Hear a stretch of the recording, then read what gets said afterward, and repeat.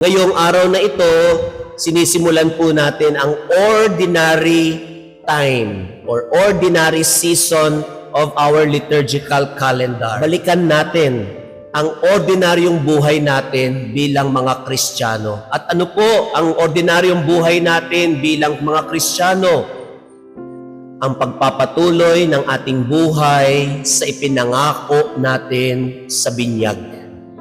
Ang kapistahan po ng pagbibinyag kay Jesus ay tinatawag din po nating Second Epiphany dahil sa binyag ay ipinahayag ni Kristo ang kanyang sarili. At hindi lamang po sa pamamagitan ni Juan Bautista, kundi sa pamamagitan ng Diyos mismo. Si Jesus na anak ng Diyos, na kahit siya'y walang bahid kasalanan ay nakiisa sa ating mga makasalanan sa pamagitan ng pagtanggap ng binyag ni Juan na isang binyag ng pagsisisi. Ang pagbibinyag ni Jesus ay pagsisimula ng kanyang misyon sa pagpapangaral sa kaharian ng Diyos. Ipinahayag nito ng binyag na si Jesus, ang bugtong na anak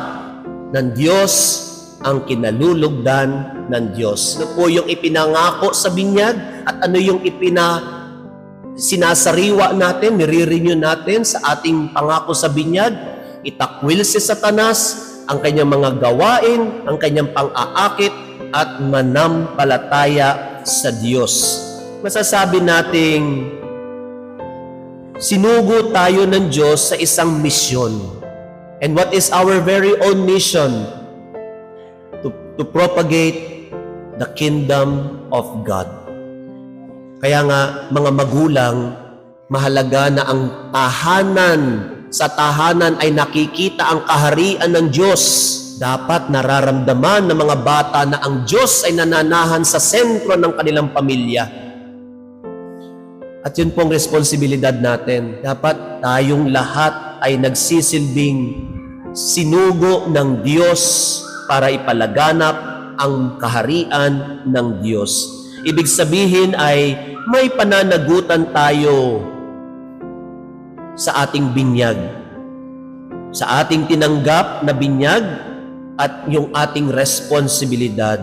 Huwag lang po sanang maging papel ang ating buhay bilang mga Kristiyano. Huwag lang sana sa pagiging salita ng Christian ang ating buhay.